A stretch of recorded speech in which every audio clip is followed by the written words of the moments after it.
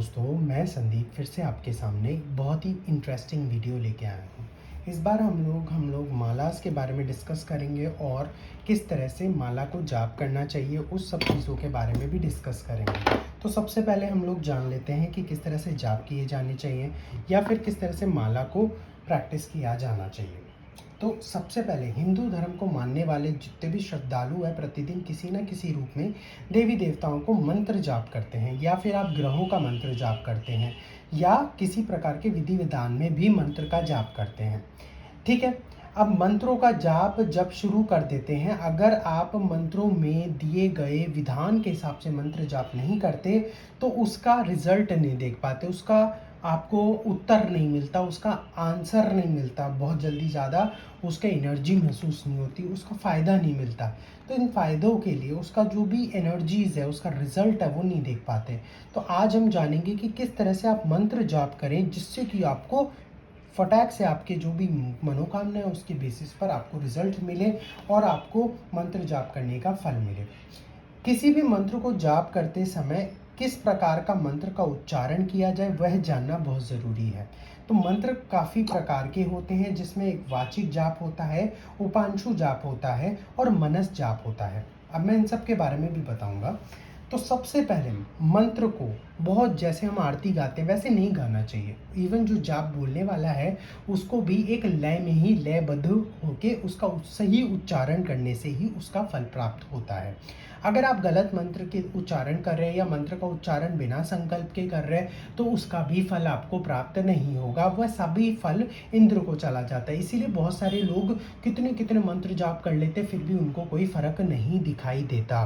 तो ये एक बहुत ही इम्पॉर्टेंट कारण है कि जो आप लोगों को रिजल्ट नहीं मिलता। वाचिक जाप वो जाप होते हैं बेसिकली जिसके अंदर हम लोग जिसके अंदर बोलकर, लेकिन ऊंचे स्वर में नहीं बोला जाता है। ध्वनि जाप को कानों में पड़ती रहनी चाहिए, मतलब आपको अपने ही जो जाप है वो कानों में सुनाई देते रहें, ऐसा होता है वाचिक जाप।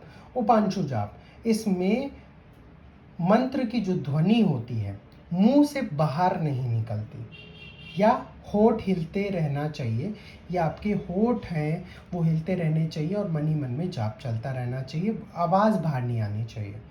जैसे गुरु मंत्र है, ज़्यादातर गुरु मंत्र हम लोगों को जो गुरु देते हैं, सीक्रेट मंत्र देते हैं, वो ये सब में बहुत ज़्यादा हेल्पफुल रहते हैं। दूसरा अगर बात करें मानस जाप, जो मानसिक रूप से जाप किए जाते हैं, उसमें होठ भी नहीं हिलते, वो जापों को मानस जाप कहते हैं।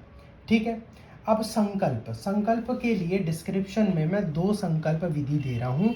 जो छोटे जाप करते हैं वह छोटा लघु संकल्प पढ़ सकते हैं, जिसमें ओम विष्णु विष्णु विष्णु से चालू होता है। तो वही एक सूक्ष्म है, लघु है, और एक विशेष संकल्प जो पूरा का पूरा संकल्प है वो भी मैं दे रहा हूँ। तो आपको उसके अंदर अपने मास, जैसे अभी चल रहा है चैत्र के बाद में आपका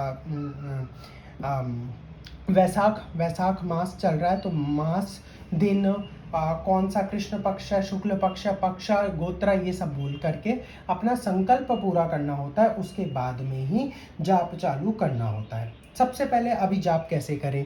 जाप करने के लिए सबसे पहले आप माला को ले लें। जैसे मैंने अभी ये कोई माला ले ली है, तो इस जो माला मैंने ली है उसको बोलते हैं वैजयंती माला, जो कि कृष्ण भगवान को बहुत ज़्यादा प्रिय होती है। यदि आपकी लव लाइफ में बहुत ज़्यादा ब्लॉकेजेस आ रही है, दिक्कतें आ रही है, तो अपने घर के जो कान्हा जी हैं उनको वैजयंती माला पहना दीजिए, और इसके ऊपर आप कोई भी जाप भी कर सकते हैं और ये माला पहना दीजिए। ऐसा करने से आपको बहुत ज़्यादा फल प्राप्ति होती है। प्रेम विवाह में भी बहुत ज़्यादा फ़ायदा इससे मिलता है। ठीक है। तो ये है वैजयंती माला। तो वैजयंती माला से आप जाप और इसको डायरेक्ट भगवान को भी चढ़ा सकते हैं। अब इसको सबसे पहले संकल्प लेते समय थोड़ा सा जल ले लेना हाथ में। लेने के बाद में माला को उससे टच कर देना है। उसके बाद में श्री गणेश का ध्यान करना है, या उनको अपने समक्ष एक सुपारी के रूप में रख लें। सुपारी के रूप में रख करके उनकी पूजा करें और उनके सामने संकल्प करें, ताकि कोई भी आपका मंत्र जाप में व्याधि आए या ब्लॉकेजेस आए उनको वो क्लियर कर पाएँ और आपको कोई भी मंत्र जाप में दिक्कत ना हो। और संकल्प शक्ति मजबूत होती है तो व्यक्ति कोई भी कठिन से कठिन परिस्थितियों में भी मंत्र जाप पूरा कर लेता है। तो और अब संकल्प करने के पश्चात आप माला को ऐसे हाथ में ले लें। लेने के बाद में इसको थोड़ा धो लें। धोने के बाद में आप इसको जाप कर सकते हैं। जाप करने के लिए इम्पॉर्टेंट चीज़ें ध्यान रखेंगे। इसको अपने गले से 4 उंगली नीचे रखें, मतलब छाती के ऊपर आप काउंट कर लें, 4 उंगली नीचे रखें और नाभि से ऊपर ही माला होनी चाहिए। कोशिश करें जब भी आप माला का जाप करें तो ये तर्जनी उंगली कनेक्ट नहीं होनी चाहिए। तो जो गौमुखी लें या बीड बैग लें तो बीड बैग के अंदर ये फिंगर बाहर निकल जाती है।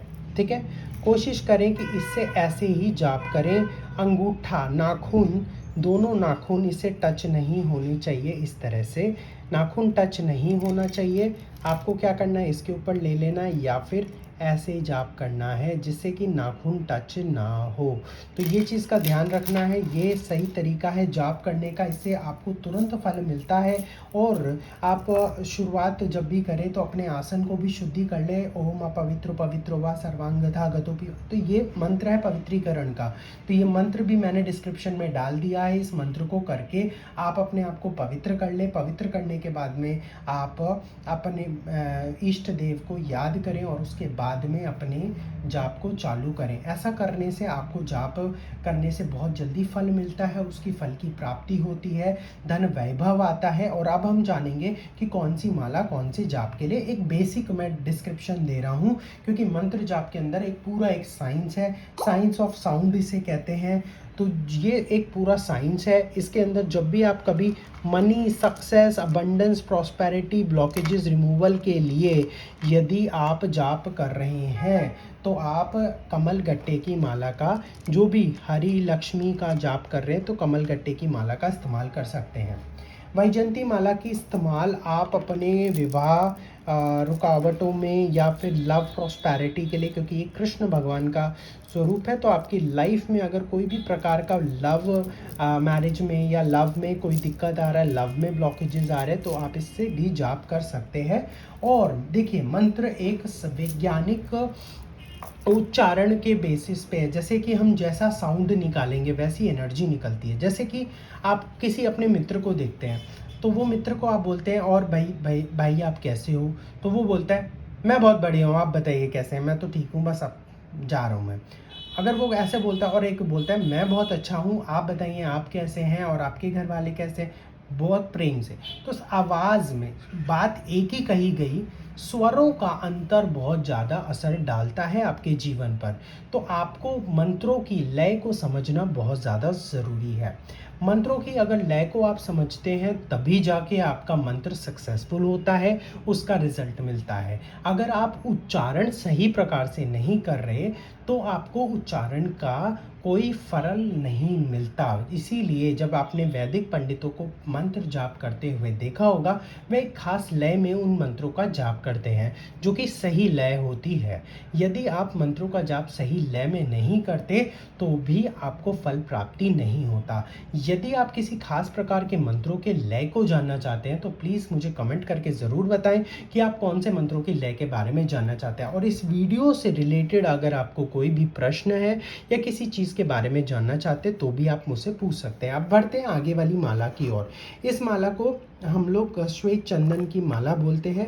ये सफ़ेद चंदन की माला, ये कॉमनली आप सभी प्रकार के जापों में इस्तेमाल कर सकते हैं।